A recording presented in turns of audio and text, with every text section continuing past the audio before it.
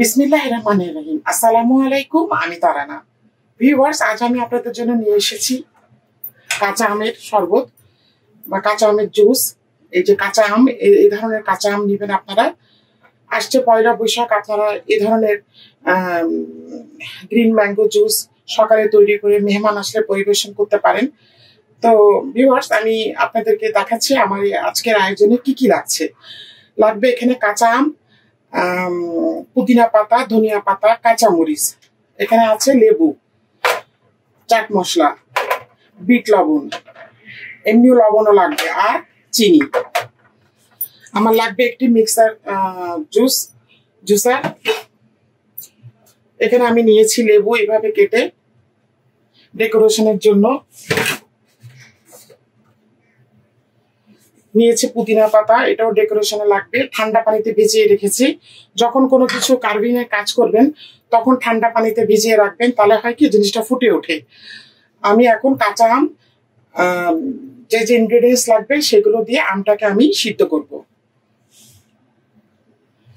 Viewers, এখানে কাঁচা আম আমি ছুলে ধুয়ে নিয়েছি, ভালো করে একটু পানিতে ভিজিয়ে রেখেছিলাম যাতে কষটা বের হয়ে যায়। এখানে হাফ কেজি কাঁচা আম আছে। দিব আমি এখানে চিনি,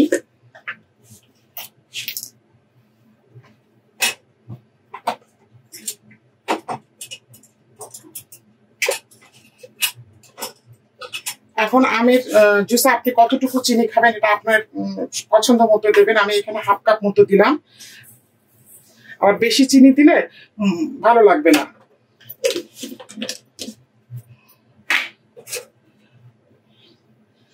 আমি এখানে দিচ্ছি কয়টা কাঁচামরিচ, এই সবগুলো দিয়ে দিলাম।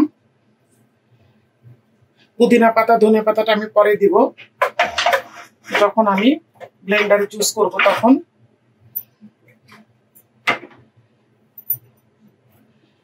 লেবুটাও পরে দিব। এখন আমি শুধু এখানে দিচ্ছি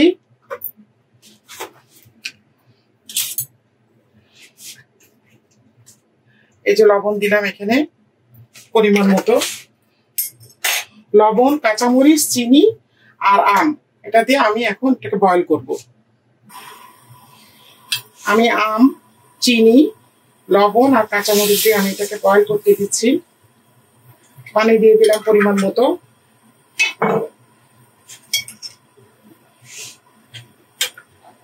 আমটা বয়ল হয়ে গেলে আমি ব্লেন্ড করব।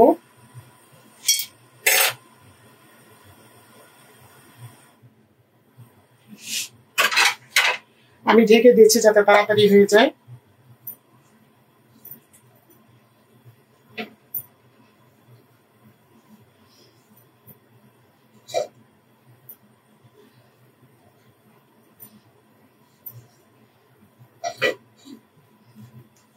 ফিরে আসছি আমি 10 মিনিট পরে। ভিউয়ার্স, কাঁচা আমটা সিদ্ধ হয়ে গিয়েছে। আমি এখন এটাকে ঠান্ডা করে তারপর ব্লেন্ড করবো। চুলোটা বন্ধ করে দিচ্ছি।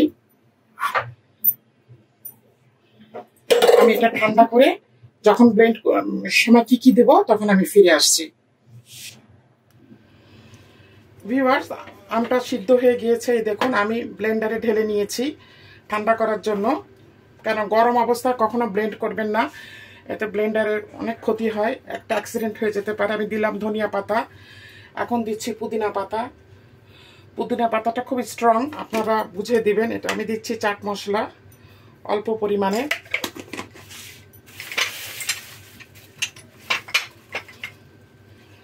দিচ্ছি এখন বিট লবণ,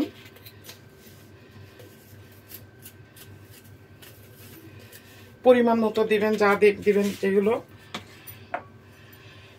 আমি এখানে লেবুর রসটা করে রেখেছি, দিয়ে দিলাম।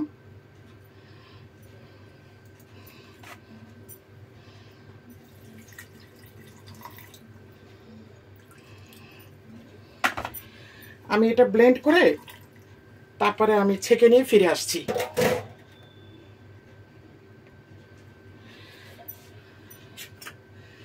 সবকিছু ইনগ্রেডিয়েন্টস আমার দেওয়া হয়ে গিয়েছে।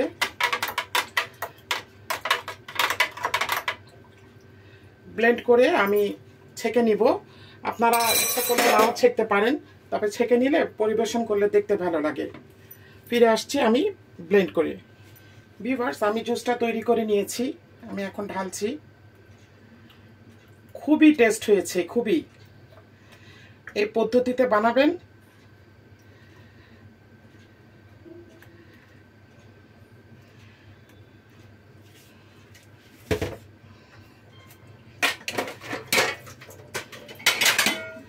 দেখুন ছ্যাঁকার পরে কতটা ইয়ে বেরিয়ে, আমের যে শ্বাসগুলো বেরিয়েছে, এগুলো থাকলে ভালো লাগতো না দেখতে।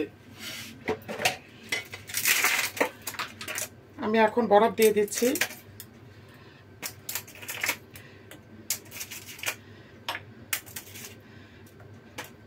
এটা ইচ্ছা আপনারা যদি ঠান্ডা খেতে চান।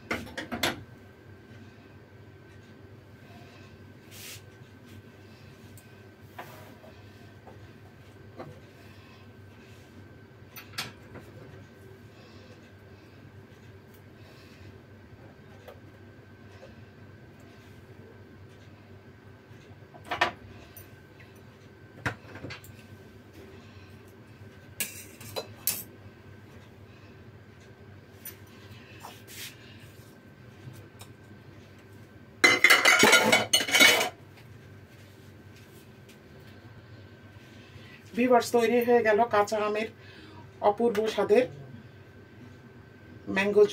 কাঁচা আমের ম্যাঙ্গো জুস। অবশ্যই আপনারা এটা বাসায় পয়লা বৈশাখের দিন বানাবেন, ছোট বড় সবাই খেয়ে খুশি হয়ে যাবে। অবশ্যই বরফ দিয়ে খাবেন। আমার আরেকটা ছোট্ট আয়োজন আছে ভিউয়ার্স, পয়লা বৈশাখের দিন আপনারা সকালবেলা এই ধরনের নিমকি বা গজা মিষ্টি, এখানে আছে